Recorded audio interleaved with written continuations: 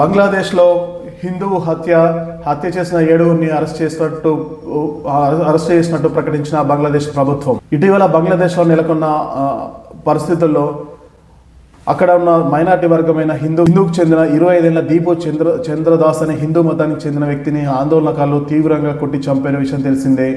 ఈ ఘటనపై పెద్ద ఎత్తున విమర్శలు రావడంతో యూనస్ ప్రభుత్వం స్పందించింది. ఈ హత్య కేసులో ఇప్పటివరకు 7గురిని అరెస్ట్ చేసినట్లు బంగ్లాదేశ్ ప్రభుత్వ ప్రధాన సలహాదారు వెల్లడించారు. తమ ప్రభుత్వ పాలనలో మూకదాడులకు చోటు లేదని, ఈ కేసులకు నిందితులకు కఠిన శిక్ష విధిస్తామన్నారు. ప్రభుత్వం ఏర్పాటు చేసిన కమిషన్ అల్లర్లపై దర్యాప్తు చేస్తుందని, ప్రజలంతా సంయమనం పాటించాలని, మూక హింసకు దూరంగా ఉండాలని పిలుపునిచ్చారు. మరోవైపు గతంలో విద్యార్థి ఉద్యమంలో కీలక పాత్ర పోషించిన ఇంక్విలాబ్ మోంచే యువనేత షరీఫ్ ఉస్మాన్ హదీ ఇటీవల మరణించిన విషయం తెలిసిందే. అతడి మృతదేహానికి శనివారం అంత్యక్రియలు నిర్వహించినట్లు స్థానిక మీడియా వర్గాలు వెల్లడించాయి.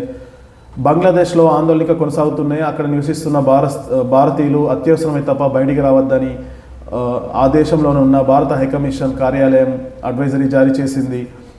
అంతేకాకుండా బంగ్లాదేశ్లో ఎవరైతే చనిపోయారో హిందువు అల్లర్లకు ఇస్లాంకు వ్యతిరేకంగా చేశాడన్న ఆరోపణలతో హిందువు అయిన దీపు చంద్రదాస్ను హత్య చేయడం చాలా విషాదకరమైన ఘటన అని కాంగ్రెస్ సీనియర్ నేత శశి థరూర్ పేర్కొన్నారు. ఇటువంటి ఘటనలు పునరావృతం కాకుండా నిందితులపై ఎలాంటి చర్యలు తీసుకుంటున్నారని బంగ్లాదేశ్ ప్రభుత్వాన్ని ప్రశ్నించారు కాంగ్రెస్ నేత శశి థరూర్.